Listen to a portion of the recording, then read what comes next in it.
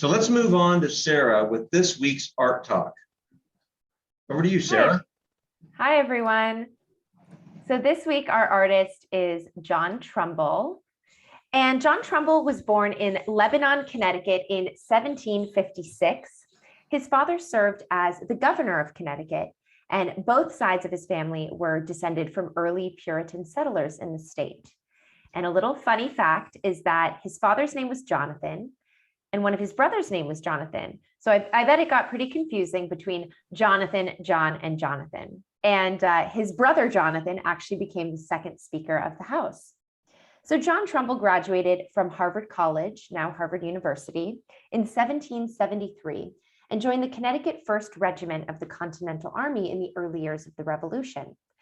As a soldier, he began sketching and drawing plans of the American-British lines and forts, and he was even part of General George Washington's aide-de-camp, which meant he was working very closely with Washington. But his art career really began after he left the Army in 1777. So the Battle of Bunker Hill and the death of General Warren took place in 1775, but was painted by Trumbull in 1786. Trumbull was actually stationed in Roxbury, Massachusetts, near Bunker Hill when the battle broke out, and so he was actually able to view the battle with field glasses. So the central focus of this painting is Warren's body, dressed in white, and John Small, here, a British major, who is in a scarlet uniform.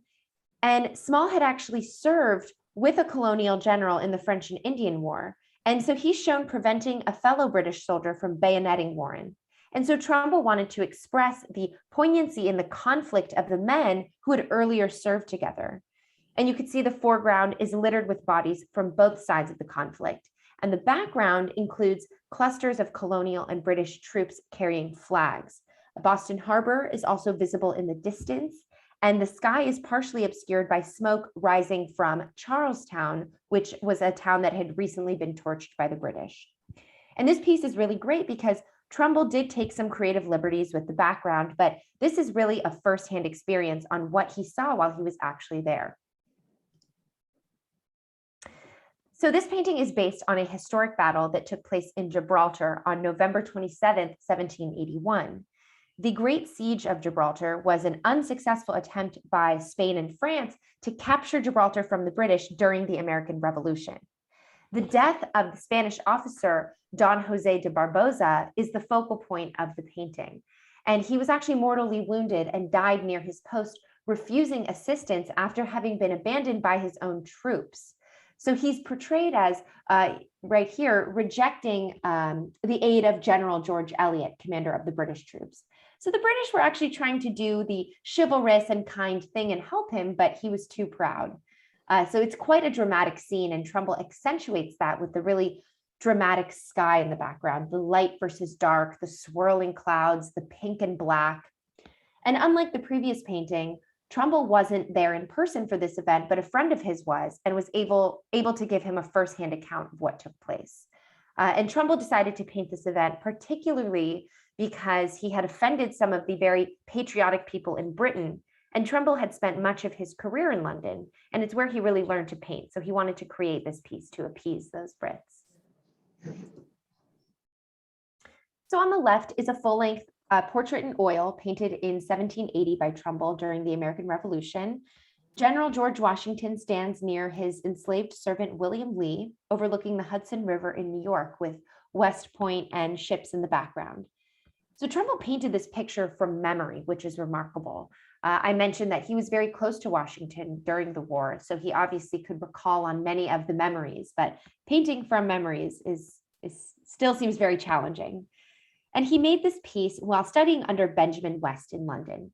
He finished it before his arrest for high treason in London in November. So a little background on his arrest is that in September of 1780, a British agent, Major John Andre, was captured by Continental troops in North America and was hanged as a spy on October 2nd. So after news reached Great Britain, people were outraged, and Trumbull was arrested for high treason as he was an officer in the Continental Army of a similar rank to Andre, and he was imprisoned for 7 months in London. And on the right is a portrait of Alexander Hamilton, one of the founding fathers of the US. He was an early advocate for independence from Britain, and he enlisted in the army and came to the attention of George Washington, who made him a member of his military family. After independence, Hamilton supported a stronger national government, assisting in the ratification of the Constitution by authoring the Federalist Papers, and later became the first Secretary of Treasury. This is considered Trumbull's most famous painting. While some people incorrectly describe it as the signing of the Declaration, it's actually a depiction of a drafting of the document. And this piece took place on June 28, 1776. So the painting shows 42 of the 56 signers of the Declaration. And Trumbull originally intended to include all 56 signers, but was unable to obtain a likeness of all of them. And he also depicted several participants that were involved in the debate who didn't end up signing. In the painting, if you look closely, Thomas Jefferson appears to be stepping on John Adams' foot, which may have thought was supposed to symbolize their relationship as friendly rivals. But if you look a little closer, you can see that their feet are actually just really close together. And this painting was purchased by the United States Congress and hangs in the rotunda in the US Capitol. And as you can see, the painting has also been depicted on the $2 bill. The surrender of General Burgoyne was created in 1821, and it depicts the surrender of British Lieutenant General John Burgoyne at Saratoga, New York on October 17, 1777, 10 days after the Second Battle of Saratoga. And included in the depiction are General Horatio Gates and many leaders of the American Continental Army that took part in this battle. And this painting was part of a 4-part commission for President James Madison, and it took Trumbull 8 years to complete all 4 pieces. So this piece is also part of that 4-part commission, and it depicts Washington resigning as commander-in-chief. Washington is shown in full military uniform in the middle of the painting as he addresses the Continental Congress, and standing behind him are his aides de camp, Martha Washington, and other members of the Congress. The surrender of Lord Cornwallis was completed in 1820 and hangs in the rotunda of the United States Capitol as well. The subject of this painting is the surrender of the British Army at Yorktown, Virginia in 1781, which kind of ended the last major campaign of the Revolutionary War and essentially guaranteed American independence. So the blue sky filled with the dark clouds and the broken cannon suggests the battles that led to this event, but the ultimate victory of the Americans. In early September, entrenched with a force of 7,000 men, Cornwallis had hoped for rescue from the sea, but the British vessels were repelled by a French fleet. So within weeks, General Washington had deployed a much larger army than them, and his artillery bombarded the British positions in early October. After American and French troops overran 2 British strongholds, Cornwallis then surrendered on October 19, 1781. This piece is titled The Death of General Mercer, but it actually depicts many events of this battle as if they were happening simultaneously.